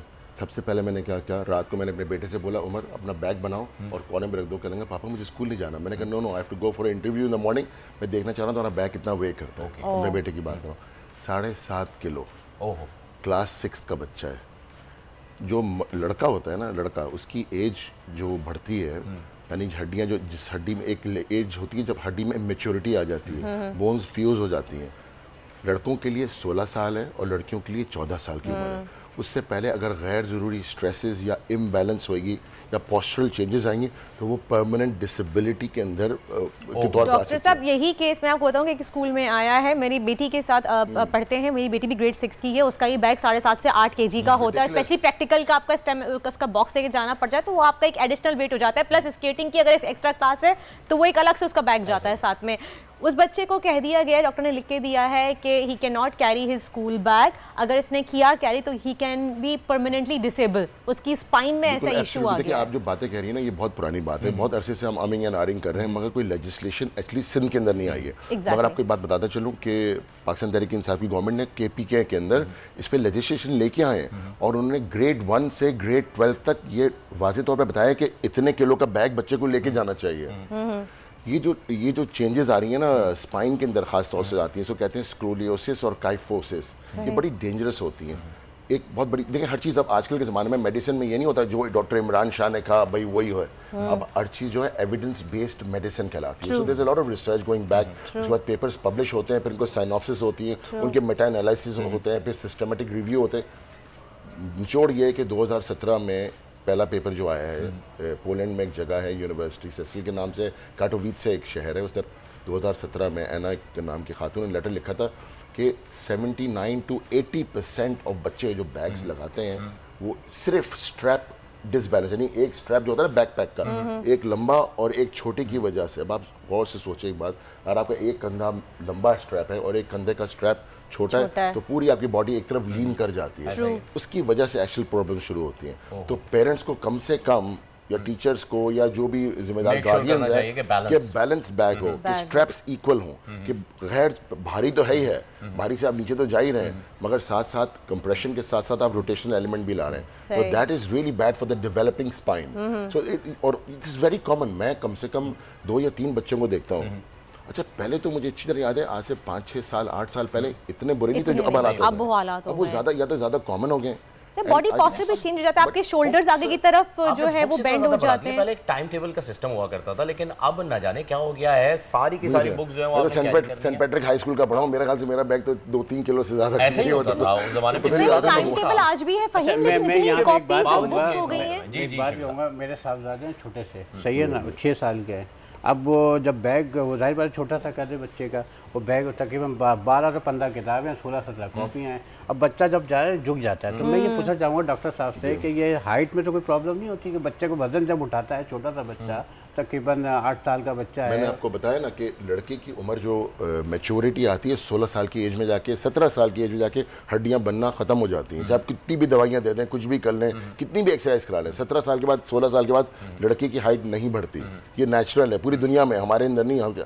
इसी तरह लड़कियों की 14, उससे पहले स्केलेटल इमेच्योरिटी जब होती है, उस पर अगर आप कंप्रेशन देंगे तो हमारी एक जो जहाँ पे हड्डी बढ़ती है उस जगह को फाइसिस कहते हैं, वो फाइसिस फ्यूज हो जाती है और obviously you will have a retardation of growth. और अगर ये रिपीटेडली आप बस गधे की तरह लाते चले जाए बच्चे को क्लास जमात 10 तक, तो ना सिर्फ ग्रोथ रिटार्ड होगी बल्कि उसके अंदर रोटेशनल एलिमेंट भी आना शुरू हो जाता है। डॉक्टर साहब, आपने कोई बिल पास नहीं करवाया सिंध असेंबली में हमारे सिंध के बच्चों के लिए भी तो कुछ हो जाए? केपीके में तो एक हमने ये इश्यूज उठाए हैं असेंबली में बहुत दफा। इंशाल्लाह देखें जल्द जब हमारी we hope for the best, लेकिन ये वाकई होना चाहिए कि छोटे-छोटे मेरे ख्याल में ऑपोजिशन भी जो है वो काम कर सकती है। नहीं बिल्कुल एब्सोल्युटली, देखें इसमें कोई दो राय नहीं है, हम सबके बच्चे हैं, तो बल्कि इसको मेरे ख्याल से हम आपने I will raise it again in the parliament और it has to become legislation. जब एक सूबे के अंदर है तो why not the rest of Pakistan? यही वजह है कि हम हमेशा 2 ईदें भी मना रहे हैं, हम हर चीज जो है वो अलग अलग, ये एक पाकिस्तान में 2 पाकिस्तान जो है वो पता नहीं कब तक चलेंगे, लेकिन सिस्टम एटलीस्ट बच्चों को लेकर के हमारा एक ही होना चाहिए, क्योंकि बच्चे सबके साझे होते हैं, सबकी औलाद है और सबको ही उनकी फिक्र होती है। तो डॉक्टर साहब, मैं ये जानना चाहूंगा कि अब ये मसला जब तक हल नहीं हो पा रहा और हमें लग रहा है कि नियर फ्यूचर में शायद ये हल होगा भी नहीं, लेट्स सी कि आप कब लेकर आते हैं, अल्लाह करे जल्द हो जाए, पर इससे किस तरीके से प्रिकॉशंस जो है वो हम क्या ले सकते हैं? जैसे आपने एक बैग को बैलेंस करने का तरीका बताया। मैं दोबारा रिपीट करता हूँ, पोलैंड की स्टडी है, काटोवित्से की शहर, 79 to 80% बच्चों के स्ट्रैप्स जो होते हैं वो कम से कम माँ बाप जो भी घर छोड़ने जा रहे हैं कम से कम ये देख ले कि स्ट्रैप जो है इक्वल लेंथ के हों। मैं चाहूंगा पेरेंट्स को डायरेक्ट वो कैमरा है, आप अगर उनसे मुखातिब होकर बताएं तो।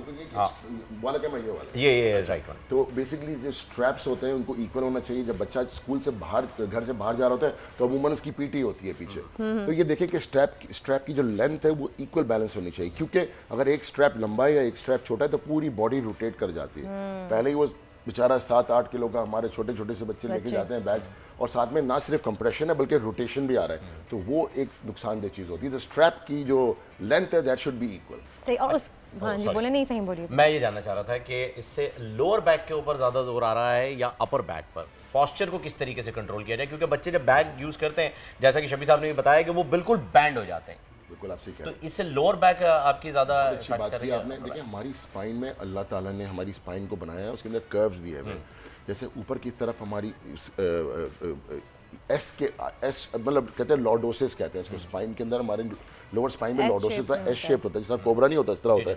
अब आप इसको अगर अनड्यू या गैर ज़रूरी ओवरलोड करेंगे तो काइफोसिस बढ़ जाती है या लॉर्डोसिस कम हो जाती है। तो अगर आप नेचर से अलग जाएंगे, देखिए ह्यूमंस, ये तो हम लोग अब सिविलाइज्ड ह्यूमंस हो गए ना। अगर आप आज से 50,000 साल पहले चले जाएं, जब हम लोग केव मैन थे, तो स्टोन एज में चले जाएं तो वी वर एक्चुअली हंटर्स। ये मोबाइल फोन तो नहीं थे, एक तो उसकी बड़ी, हमारे अपने बच्चे लेके घूमते, हमारे सर का वजन कितना है, भेजा अंदर पड़ा होता है, ऊपर से मोबाइल फोन और टैबलेट हर बच्चे के पास है। So this you know it's unfortunately it's not a really win win situation. बातें हम लोगों ने थोड़ी सी बात को बढ़ाऊंगा, हमने कहा कि टैब दे दें बच्चों को, स्कूल के अंदर ये दे दें, पहले कम वो एवरीथिंग हमारा पोस्चर आगे बैग पीछे और आगे मोबाइल फोन आगे हाथ में, तो हमारी we will have to, it has to be a social cultural change, और ये स्कूल्स की जिम्मेदारी होनी चाहिए। देखें हम पेरेंट्स तो बाहर काम करते हैं, अब you are a working lady as well, when you go back home you see a child, बच्चा दर्द में होता है, तो it is the responsibility of the real of the school of the educational departments के इसको टैकल किया जाए। मोबाइल फ़ोन यूजेज और हैवी बैग्स। डॉक्टर साहब जल्दी से एक बता दीजिए कि बच्चों के पोस्टर्स भी बहुत ख़राब हैं, लड़कियों के पोस्टर्स मैं देख रही हूँ बैग उठा के when they are going to like grade 8 और 9th में जा रही हैं, ओ लेवल्स पे जा रही हैं, तो उनके पोस्टर्स आगे से झुके हुए होते हैं। उसको सही करने के लिए कोई तरीकाकार है कि बहुत सी पेरेंट्स परेशान हैं, माएँ परेशान हैं, पूछ रही होती हैं? You have to reduce the weight of the school bag. That is the only simple thing, and that is यही तो वजह है स्कूल के बैग की वेट की वजह से बच्चे टेढ़े मेढ़े होने शुरू हो गए। हमारे बच्चे आते हैं हमको देखते हैं। शबीर साहब से मैं कहूँगी कि आखिर में कुछ कहना चाहेंगे आप गवर्नमेंट से प्लीज? मैं आके मैं अपने हुक्मरानों को एक ही बात कहूँगा कि ये डॉक्टर साहब ने जितनी बातें बताई हैं बहुत पॉजिटिव बताई हैं, तो हुकूमत की गलतियाँ थी, बिल्कुल सही है ना। अब मैं वही कहूँगा कि काम करने से गलती होती है, गलती से तजर्बा हासिल होता है, तजर्बे से मुस्तकबिल बनता है, मुस्तकबिल से ख्याल, और ख्याल से नई नई चीज़ें जन्म लेती हैं। तो बस मैं यही चाहूँगा कि ये नई नई चीज़ें जन्म लेके इस मसले का हल निकालें। बहुत खूबसूरत बहुत बहुत शुक्रिया आप दोनों का। और वर्दा आज जो है वो इकबाल डे भी है, तो इकबाल डे पर जो है वो जाते जाते आप दोनों की बातों से मुतासिर होकर मुझे एक शेर याद आया कि इकबाल ने कहा है कि अमल से ज़िंदगी बनती है जन्नत भी जहन्नम भी, अमल से ज़िंदगी बनती है जन्नत भी जहन्नम भी, ये खाकी अपनी फितरत में ना नूरी है ना नारी है। अगर आज के दौर में इकबाल ये शेर लिखते तो शायद सॉफ्टवेयर अपडेट हो जाता। और इसी के साथ ही इजाजत लेंगे आपसे, आज का एपिसोड होता है खत्म, फिर मुलाकात होगी आपसे कल सुबह 9 बजे। देखते हैं कि मैच की क्या सिचुएशन होती है, पाकिस्तान जीतता है इंशाल्लाह, पाकिस्तान जिंदाबाद। मिलते हैं आपसे कल उम्मीदों के साथ। Till then take good care of yourself and अल्लाह हाफिज। बहुत अच्छी कवरेज की है, ये मार्च की तो जबरदस्त कवरेज थी, बॉल की प्रॉब्लम सबसे बेस्ट थी। सबसे ज्यादा रील्स और सबसे ज्यादा रेटिंग के साथ बोल रहा नंबर 1। सब्सक्राइब करें और बेल दबाएं ताकि कोई खबर रह न जाए।